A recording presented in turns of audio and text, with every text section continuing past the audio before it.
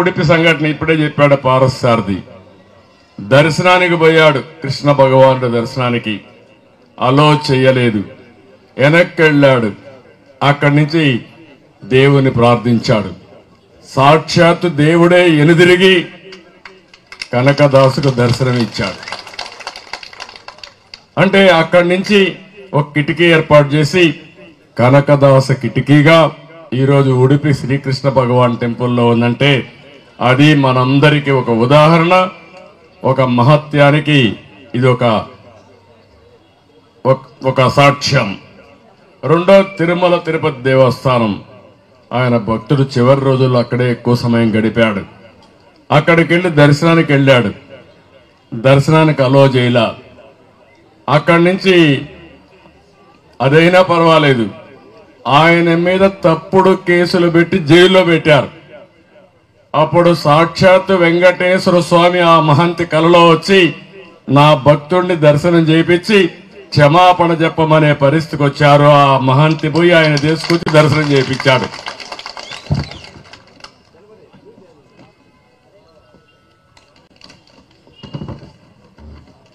ఈ రెండు విషయాలు మీరు చూసినప్పుడు దీనికంటే సాక్ష్యాధారాల అవసరంలా.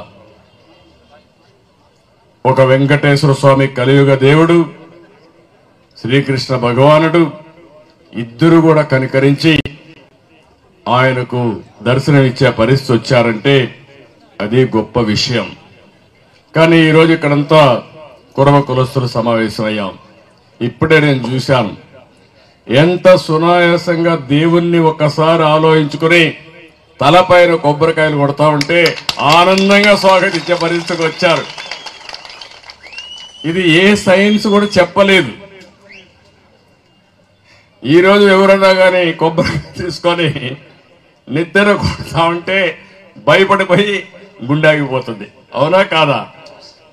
అలాంటిది ఒక కొబ్బరికాయ కాదు, కంటిన్యూగా 10 కాయలు కొడతా ఉంటే ఏమీ లెక్క పెట్టుకోకుండా దేవుణ్ణి దలుచుకుని సంకల్పంతో అసలు కనకదాసే వాళ్ళకు పూనకం వచ్చి అది భరించే శక్తి వచ్చిందంటే అది యొక్క కనకదాసు మహత్యం అని చెప్పి కూడా నేను మీ అందరికీ తెలియజేస్తున్నా. ఇది గొప్ప వరం.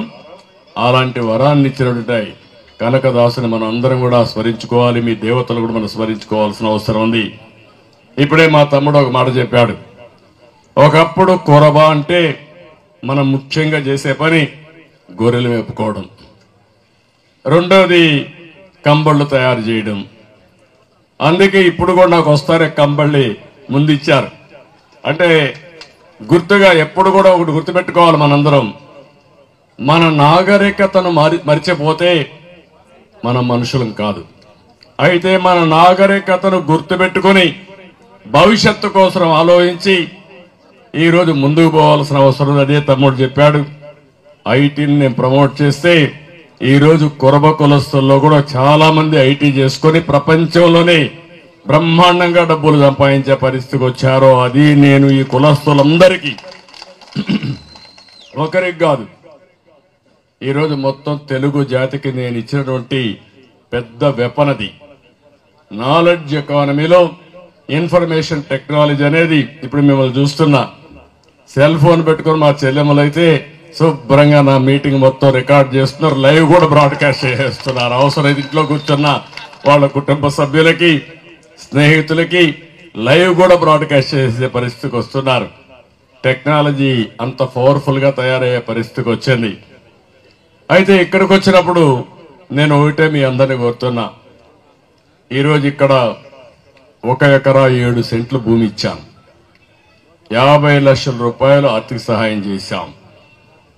కానీ దుర్మార్గం ఏంటంటే ఈ ప్రభుత్వం వచ్చి 5 ఏళ్లు అయిపోతా ఉంది, సినిమా కూడా అయిపోయింది, రేపు ఎల్లుండి ఇంటికి పోతున్నారు. ఇప్పుడు కూడా దాన్ని పూర్తి చేయాలనే ఆలోచన లేకపోతే ఇక్కడ కురబ సంఘం బిల్డింగ్ కట్టలేడు కానీ 3 రాజధానులు కడతారంటే మీరు నమ్మతారా అని మిమ్మల్ని అడుగుతున్నా. అంటే మాటలు కోటలు దాటుతున్నాయి, చేష్టలు మాత్రం గడపే దాటడంలా. ఇతను పెద్ద హీరోగా పెద్దిరెడ్డి ఎవరు అంటున్నాడు ఆ తమ్ముడు, ఇటే పోతా ఉంటాడు, ఈ దారిలోనే పోతా ఉంటాడు.